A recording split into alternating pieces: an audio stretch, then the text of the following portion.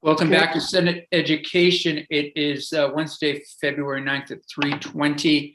We're now moving on to continue our discussion around S219, Church and State, and we have with us our own Ledge Counsel, Mr. Desmarais, and Professor Teachout from Vermont Law School. And I think the best way to start this, unless Jim, you think otherwise, is you have sent us all the clean draft, which is just the removal of that blue language. It is just to pass the baton, if you will, over to Professor Teachout and have him talk through, his memo and comments. So with that, Professor Teachout, the floor is yours.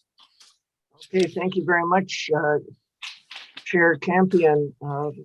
I have looked over the most recent draft of S219, and I think it's a significant step in the right direction, because what it does is it moves away from the parental choice model toward a model in which the state, acting through local school districts, interacts directly with the independent schools that would like to receive tuition reimbursement, or like to be qualified as deemed eligible to receive tuition reimbursement. I'm just going to interrupt for a second there, Peter. So Jim, does Peter have the most recent with the blue that's been removed? It sounds like he's got a version of yours from before that. No, I think he does. It's okay. When we're on now is version 4.1, I believe. 4.1, great. Yeah, just want to make sure. Okay, thank you. So which version do I have, Jim? Well, no, I have 4.1. I have 4.1. Yeah. Yep. So the provision, I think what Senator Campion is referring to is the provision that took away parental choice has been removed from this draft. So parents have choice under this draft. That's right. Okay, so I think that's really important from a constitutional standpoint, because under the Establishment Clause and also consistent with the compelled support clause of the Vermont Constitution, it puts the state in a position of dealing directly with the independent schools and determining whether or not they're eligible for tuition reimbursement, rather than, as some earlier versions at least indicated, that choice might be up to parents to make. Having said that, I have 2 or 3 pretty simple comments, some of which may well already be handled by existing rules. First of all, I just want to make sure, sorry. Yeah, go ahead, Jim. So I just want to make sure we're absolutely clear. Yeah. So the draft does move the administration to the state. That's true. Yeah. But parents still have the choice of which school to send their child under this bill. Just be clear that the parental choice remains as it is today under this bill. That's a helpful correction, Jim. Okay. I would just say that now parental choice is limited to those schools that the state has determined to be eligible to receive public funding. It eliminates the impression that parents have broad choice and it doesn't matter whether or not they're independent schools. Okay, is that fair enough? Yep, great. Yeah, from where I'm sitting, yes, that makes more sense, yes. Yep. Okay, so first of all, just a minor comment and suggestion. Whenever S219 refers to religious instruction, I think it can be a little confusing, because you on the one hand want to say instruction about religion generally, not a problem, not prohibited. But what you want to prevent is instruction in a particular faith. I suggest that you maybe consider changing the term in that context to religious indoctrination all the way through the bill. Maybe that's too strong, but I think that makes clear that you're talking about indoctrination in a faith. Let me give a simple example. If a teacher says, the Catholics believe that people should not use contraceptives. On the other hand, the Unitarians believe that everybody should use, I don't know what, just a general course on religion, not a problem. On the other hand, if the teacher says we believe that you should not use contraceptives because that's what the Pope has said. That would be prohibited. So I wouldn't at least consider using the term religious indoctrination where you're using it in the prohibited sense. That's just a suggestion. And maybe that is not, maybe that's too narrow, but I suggest that. I have 5 suggestions basically. I make 2 additional suggestions which may be covered by the rules. Under S219 as it's written, it gives to the Agency of Education the responsibility for making a determination about eligibility. I suggested that if it's necessary, the Agency of Education create a process, establish a process which would allow independent schools then to apply for an eligibility determination and communicate that process to all the independent schools that have participated in the past, either through posting on the website or through individual communication. I also suggest, I think it'd be really helpful if the Agency of Education prepared a simple form. We hereby certify, 1, that the tuition we charge does not cover religious worship or religious indoctrination, something like that. I hereby or this school hereby certifies that this school complies with all relevant anti-discrimination provisions, something along those lines, but just a simple form, a uniform form that every independent school could either sign or refuse to sign. I think that's better than just allowing the headmaster to write in some narrative, each narrative maybe being a little bit different. Anyway, I suggest that as a possibility. I don't suggest, but I at least raise the question, if you wanted to carry the process a step further, that the state might actually enter into a contract with those schools that it has determined to be eligible for publicly funded tuition reimbursement. And the contract would basically say the school said, we agree that we will enroll up to 20 students or something. And the state would say, and we agree, since you're eligible for receiving tuition reimbursement, we agree that we will reimburse you in this amount per student per year, something along. That is not anything I think that is necessary, but it moves it even further to a formal contract relationship between the state and the school, which gives us even additional protection, I think Jim would agree, under the Establishment Clause. Not necessary, but something that might be considered. Finally, and I think I might be running a little bit against the wind with this one, but with respect to dual enrollment, I think that it would be better if the state provided dual enrollment, whatever it is, eligibility to students, even students from schools that do not themselves qualify for tuition reimbursement, if the courses that the students are taking are secular courses, are not courses that involve religious worship or indoctrination. You can do that. You might have other reasons for not doing that, but at least that's a suggestion that I'd like to have you consider. Right now, it turns on the school the student is attending. I would switch that over and say it should depend on the course the student will be enrolled in the undergraduate school. If it's a secular course like math or geology, I don't see any problem with the state. I don't see any constitutional problem with the state providing those students, even if they attend a school that is not itself qualified for tuition reimbursement, with providing them with dual enrollment support. Those are my suggestions.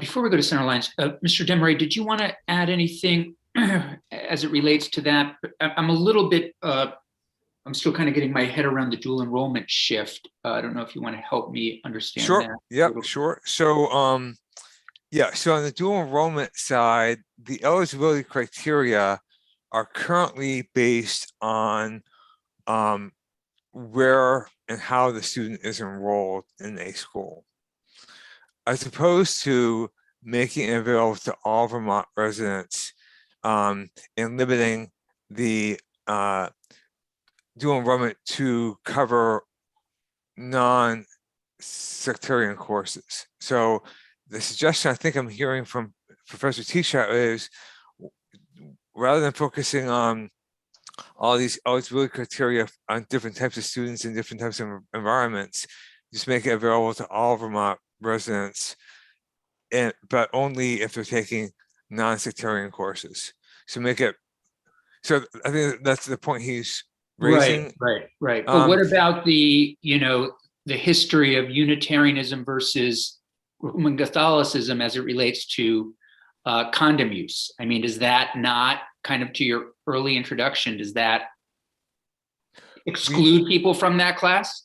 No, it doesn't have to. It's up to you in terms of how you want this drafted. But the current draft now says that it's permissible to teach a religion course in overview course on religion, right? That's that's my point. I mean, that's sort of how Professor Teachout started. The course I just sort of jokingly said could be titled. I'm saying you want students to be able to take that kind of history or analysis, if you will, kind of class. And you've got that in the front part of your bill when it comes to the question about what religious instruction means. It accepts that out. You don't have that in the dual enrollment part yet because the criteria are not based on that. The criteria are based on the nature of the student rather than the nature of the courses. So you have it one place, not in the other place, because it's not drafted that way currently. Senator Lyons. Thank you. Thank you both. This is really helpful. So I have a couple of questions. One is, as Professor Teachout, you talked about religious indoctrination, and would it be necessary to have a definition of that and what it means when we say religious indoctrination? Senator Lyon, I think it might be helpful to have a definition. I just saw the word religious instruction being used in two different ways. One, general instruction, and the other, instruction in a particular faith. And I just suggested maybe we could avoid that confusion by changing the word religious instruction in the prohibited context from change it to religious indoctrination. But it might be helpful. God, I don't know what religious indoctrination is, but I just know if you're trying to inculcate some student with the teachings of your faith, that's indoctrination. On the other hand, it seems to me perfectly permissible for a teacher to say Catholics believe one thing, Jews believe another, Unitarians don't believe anything differently from the ordinary Tom, Dick, and Harry on the street. Those are my people. Possibly. Right. I actually like the idea around dual enrollment because it is allowing for kids to experience college and to get college courses before they enter a college. Now, the question is if and we also understand the notion of academic freedom. So once someone begins a college course, we don't know what is being taught because we believe in the principle of academic freedom. So I'll leave that one aside, but so there may not be a way to define a course before one takes the course. However, would the course determination, I mean, could we simply say any course that does not lead to religious indoctrination? Although my mind is going on both sides of several fences here, because it could be that you take a course in religions of the world and then decide that Taoism is the way to go. So it's like, how do you do that? I think the lines are going to be difficult to draw with precision. And the best we can do is say we want to comply with the compelled support clause in Article 3 of Chapter 1, we are prohibited from using taxpayer money to support religious worship and religious, I will use the term indoctrination. And if we can just say, when you're participating in dual enrollment courses, as long as the courses do not involve those two things, you ought to be entitled to participate, even if you attend a school that is pervasively religious, because it's the undergraduate course that is what we are underwriting, not the school itself. I mean, not the undergraduate Right. school, excuse me, not the high school itself, or the independent school itself. Right. Thank you. Thank you, Senator Lyon. Senator Persley. First, I want to say my brother's the Unitarian Universalist minister. So if we want to have a man to indoctrinate us, he can try to indoctrinate us in the Get him in here. Get him in here.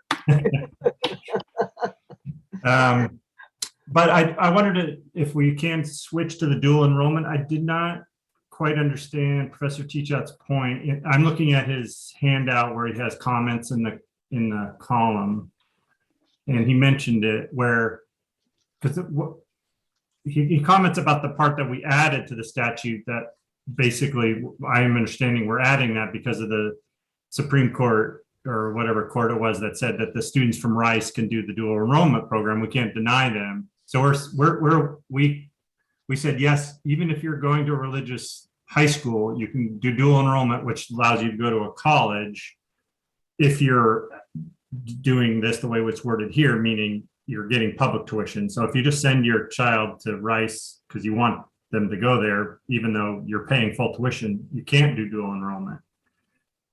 That's my understanding of what we're trying to do with this. And so I didn't understand your point, Professor Teachout, of what you're trying to, you're suggesting how we change that. Does that make sense? Yeah, Senator Persley, would you repeat that little bit, the end there about Rice and what we're not?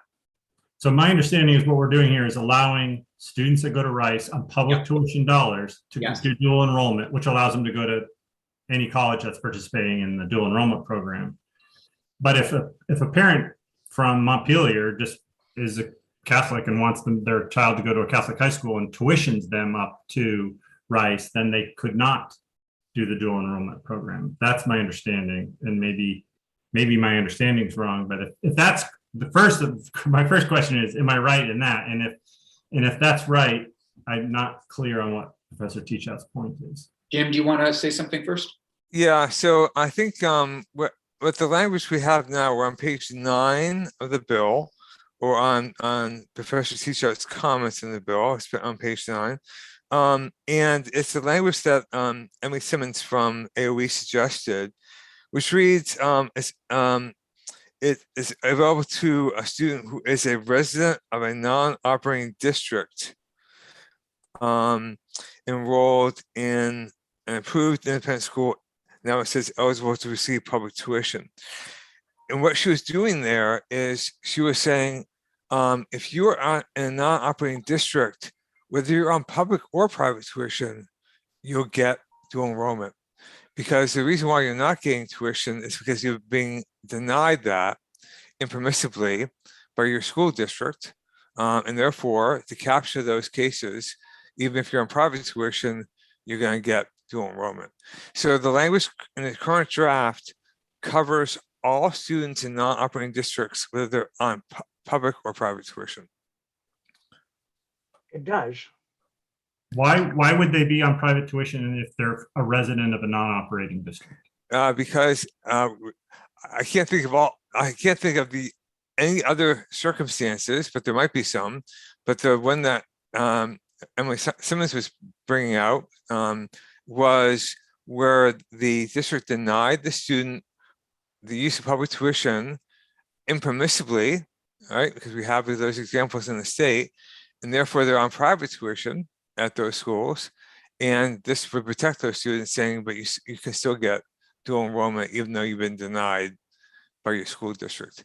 That's what this language does. But Jim, would it, in my example of somebody from Montpelier, which is an operating district, if a family member sent their child to Rice, could they enroll in the dual enrollment program? It doesn't seem like it from this language. Only if from an operating district, that would be the case only if the school board agreed to pay that tuition. Right, so operating district has no general ability, kids from the operating districts have no general ability to go to approved independent schools. You don't both operate school and pay tuition generally. I think for financial reasons in part, right? But so on an exceptional basis, the school board can approve that placement and pay for it with public tuition. Right. Otherwise, you'd be on private tuition to go to that school. And I think what I do want to note that this came up about 4 years ago, and one of the issues in expanding access to dual enrollment was the fiscal impact of the program to the state. And already now with language from Emily Simmons here, that will expand access. I'm not sure today whether there'd be a big financial difference in keeping the program the way it is, basically, or expanding to all Vermont residents and just having it be available, and then have the restriction being on the courses taken rather than the students, nature of the students' enrollment. So, but it might be worth getting a fiscal note. If you want to expand this, it might be worth getting a fiscal note to understand the impact of that. So I wonder if I could respond to Senator Perchek's Please. questions to try to clarify things.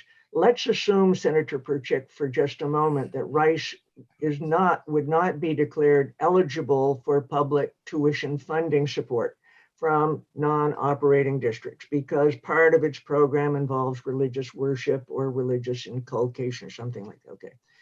So we've got two parents. We've got parents from a non-operating district who are given choices of other schools, but they want to send their child to Rice. Okay. Then we also have parents in Montpelier who just might want to have their kid go to Rice and are prepared to ante up the full tuition. My understanding of the current bill may be different from Jim's, but my understanding is if the student is attending an independent school that does not qualify for publicly funded tuition support, that is Rice, the student himself or herself would not be eligible to participate in the dual enrollment program.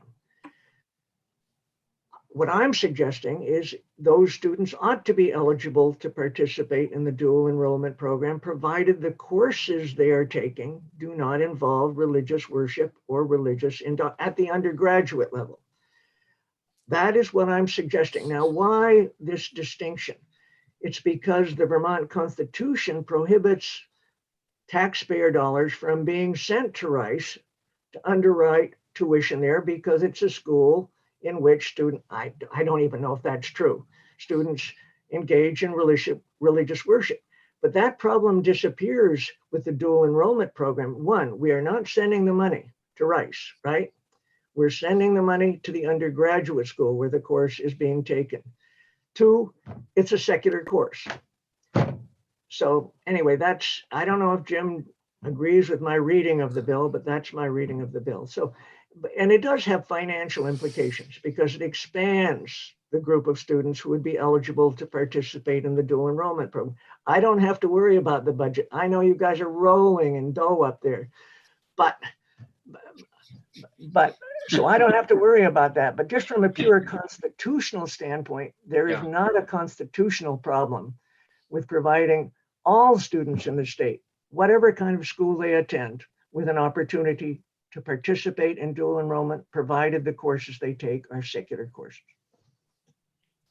May I ask, so if there were a student from Montpelier whose parents were paying the full tuition, but a sending district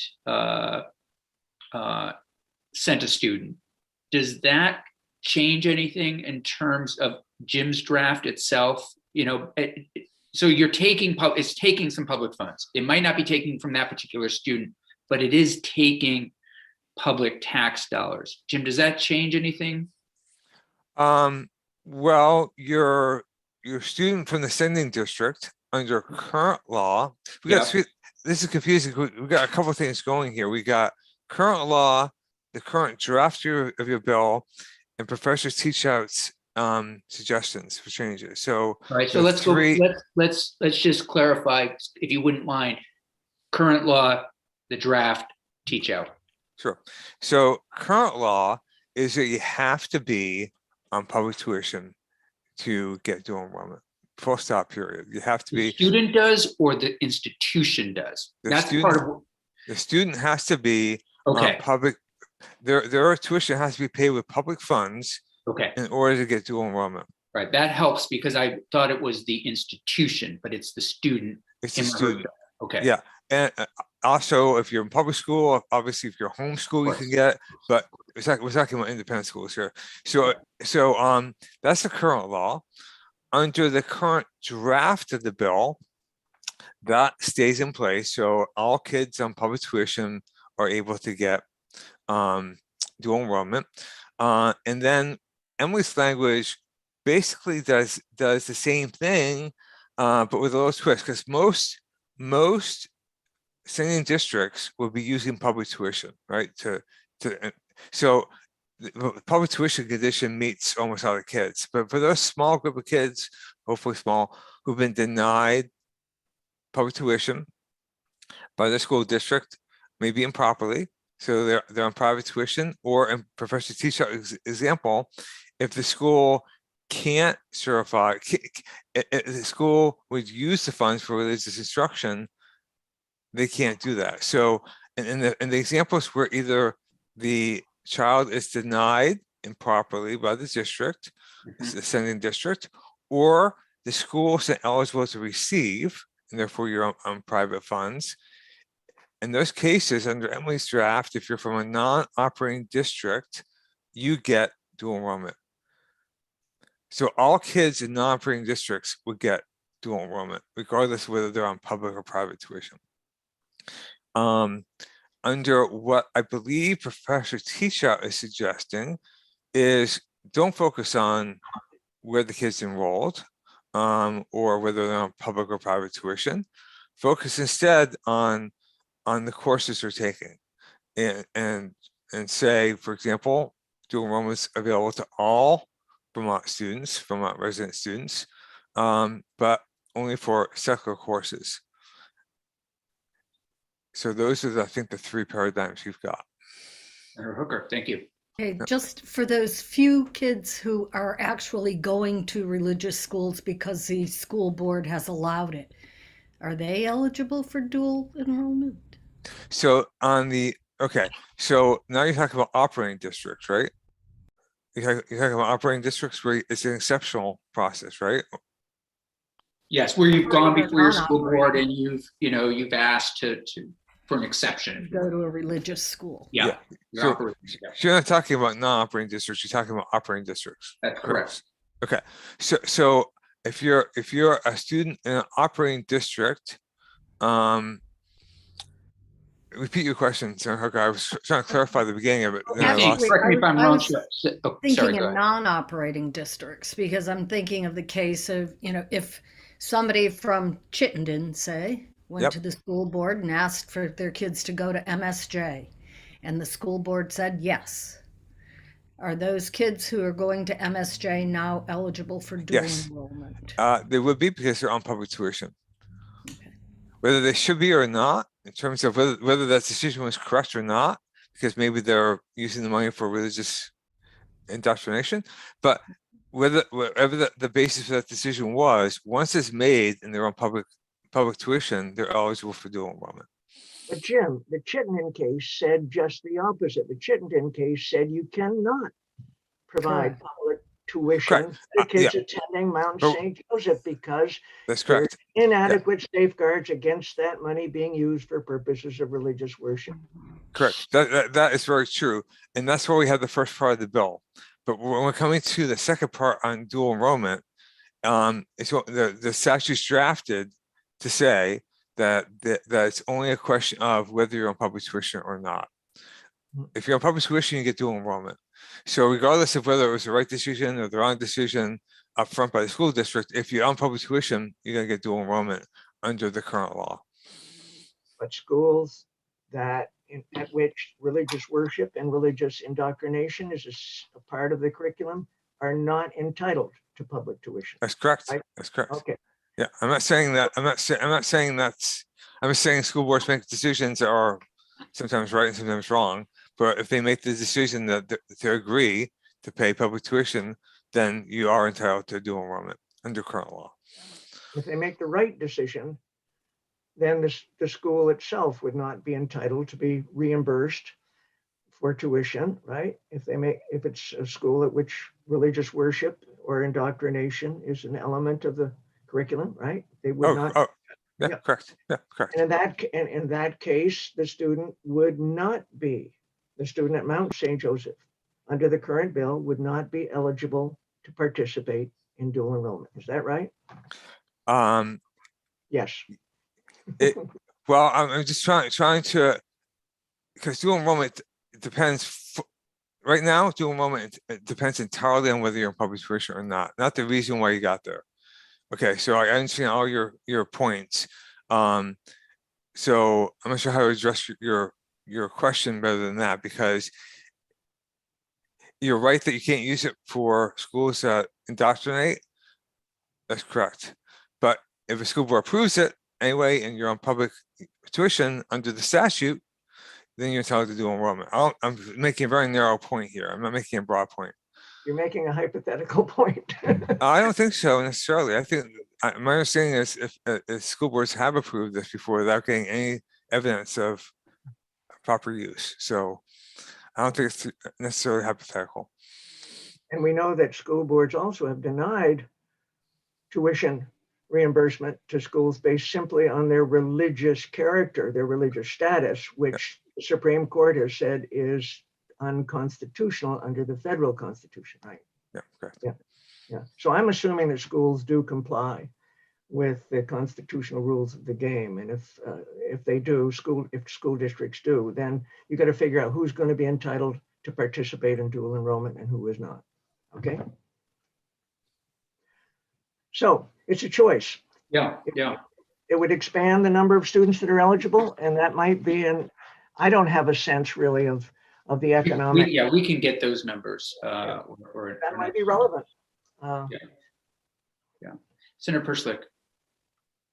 I'd want to hear from Ms. Simmons again, because I remember she felt pretty strongly about this language that they had, but that her strength, her iron grip on the language that she had when she testified could be about something different than dual enrollment or on a different point, but she's probably listening. So hopefully she'll let us know. See us. Yeah. Professor Teacher, while we have you, could you just say a few more words about the contractual agreements that you talked about in your memo? Well, in the oral argument in the main case, which has a system very similar to ours, with non-operating districts being allowed to send parents in those districts being allowed to send their kids to other independent schools and have the state pick up the tuition for it. In the oral argument, Justice Amy, what's your last name? Cohen Barrett.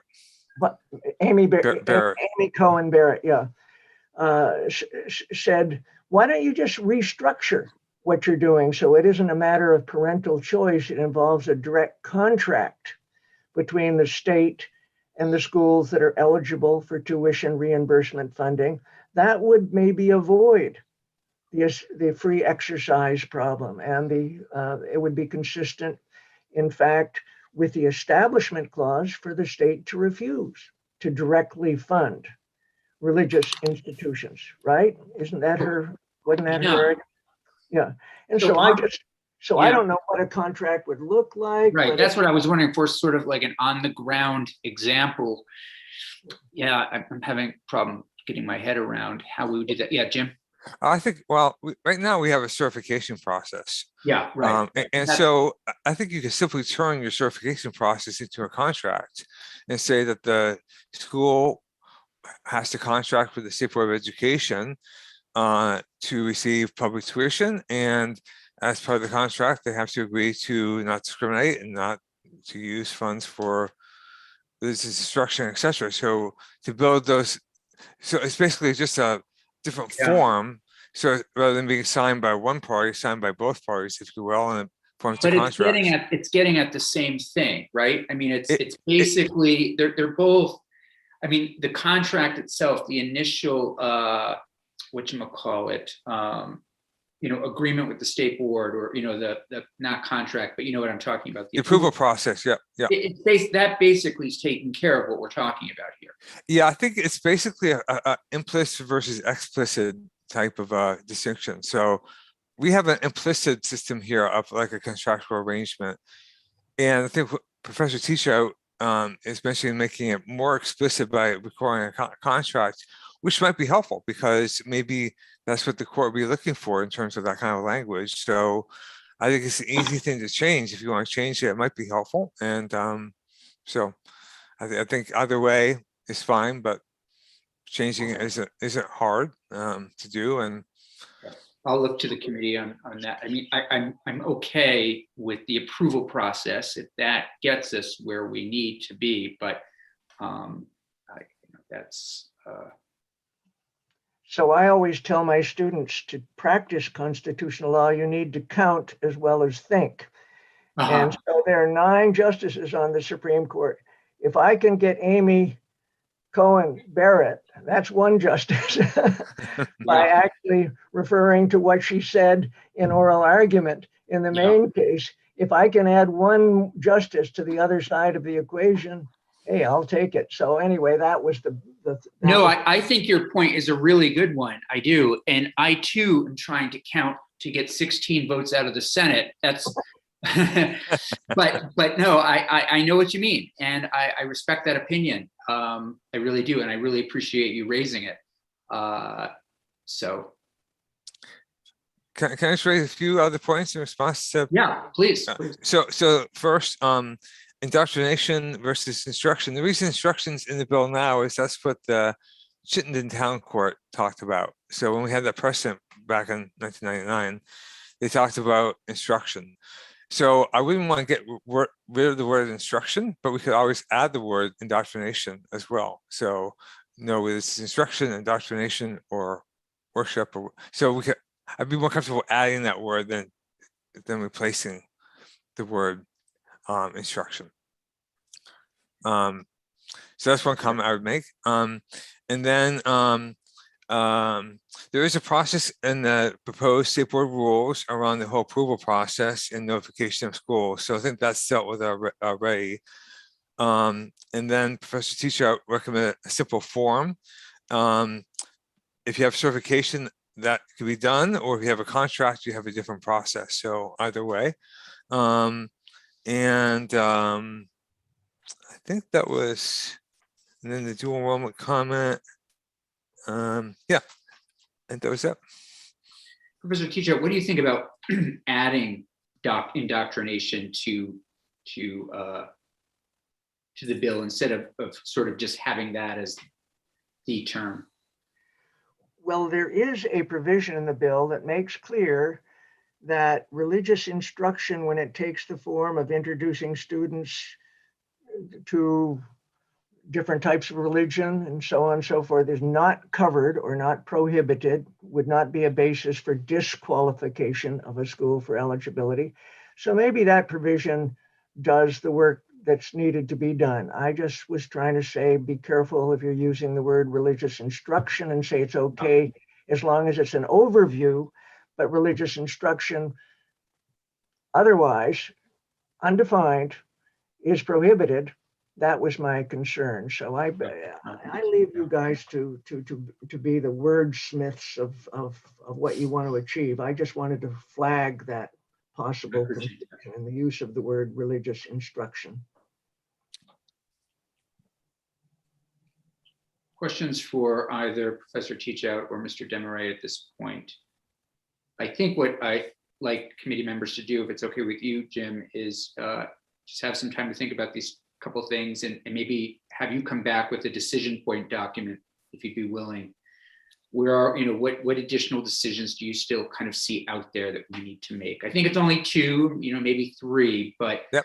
as raised today and give us an opportunity to take a look at those. And if you want to send it to us beforehand, then we can come into committee, geared up and ready to pull the trigger, if you will, on a couple of those things. Is your preference for me to just make a list for you, or to do an updated draft reflecting these comments? A list.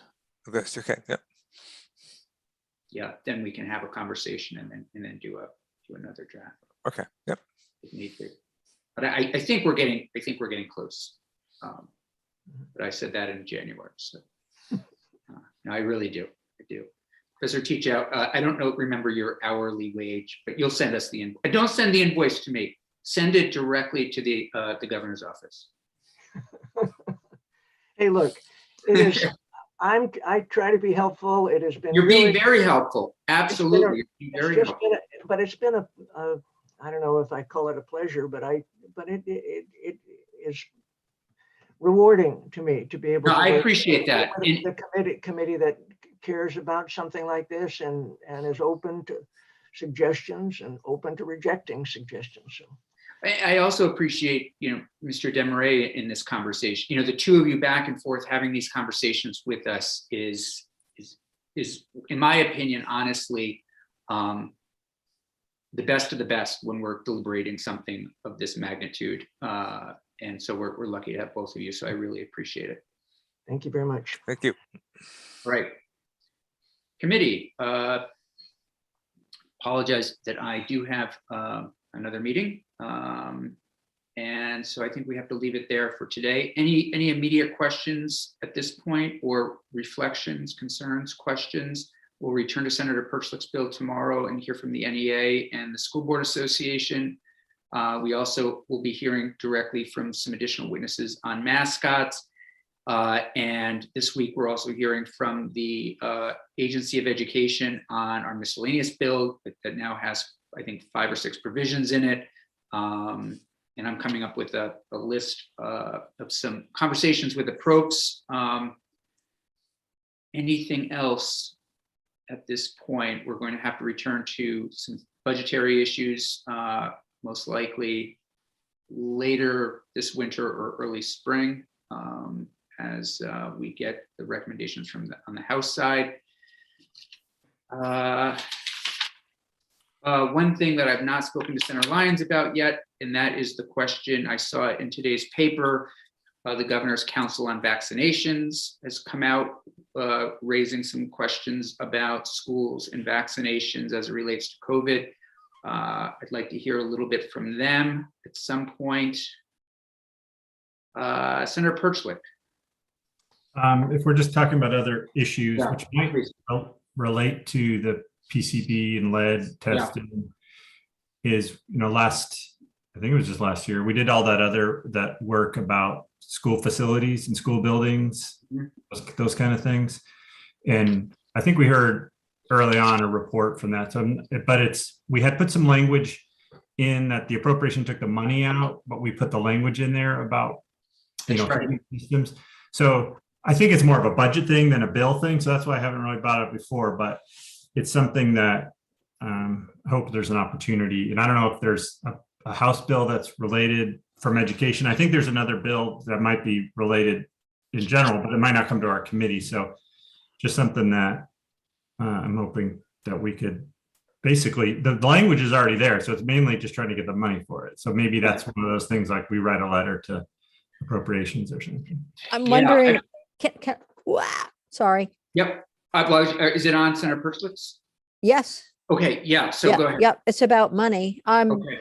We have an infrastructure bill from the federal government, and this certainly falls under the category of infrastructure, both analysis and then possibly corrections, not corrections, but correcting. So I don't know what the guidance is for those funds, and they are locally distributed, but to municipalities, not to school districts. So I'm trying to figure, it would be helpful maybe to reach out to VLCT or somebody else who knows about what the guidelines are for the infrastructure dollars and how they might be used for evaluating PCB presence of, and then how to make corrections, how to fix the schools. I don't want to get corrections in there. How to fix the schools. So, I have no clue whether the institutions committee is looking at that or not, but I don't know why we can't look at it. So, Yeah. Yeah. Seems that some of the communities are already appropriating dollars. And bridges and roads and various things, but seems to me schools are such a strong part of any community. They'd want to make sure that they were safe for kids. I mean, just look at for sure. Burlington, for example. Yeah. The big deal. Are they still at the Macy's or the old Macy's? Or They're at Macy's. These, So then they're looking to build a new school, and right now it's going to be on the same site as the old school. Senator Persnick, do you want to, No. if you come up with, I don't know how best for you to do this, but if you want to just take a stab at dollar amounts or something, and we can add the language, and then we can put it in our letter to approach, which again will have things, I think, related to ELL, an ELL appointment to Agency of Ed, then that the thing related to Holocaust studies and others, another position. I thought if we could present Senator Kitchell and her group with that kind of information, that's probably most helpful to them. So if you want to think about that, that would be great. Okay, Senator Chittenden. Really quick on this point, I'd love to have some additional conversation with the treasurer about the moratorium on school bond access to state debt. I would like to understand that better. I think it's went into place in 2007, 2008, but I too, if we're going to go into debt for anything, it should be to invest in our schools. And much as I don't want to do it, if there are federal dollars, I think it's a conversation worth exploring further. Yeah. Okay, I'll give this some thought as well.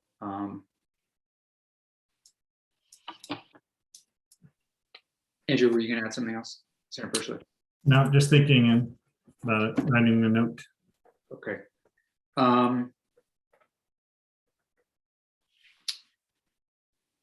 Yeah, lots to do. But again, I feel once we hear from AOE on some of these things, I keep saying, I think we're going to be okay. I think we're going to be able to got 2 weeks after this week, and then a week when we get back. I feel like we've had some good conversations, and I for one have loved, even though it's been incredibly challenging, the church and state conversations have been honestly such a highlight this year for me, just in terms of taking this in and thinking about it and learning from two really incredible legal scholars. So I really have gotten a lot out of that. Okay, we'll leave it there then for the day, and we'll pick up tomorrow. Thanks, everybody. Are we going to go off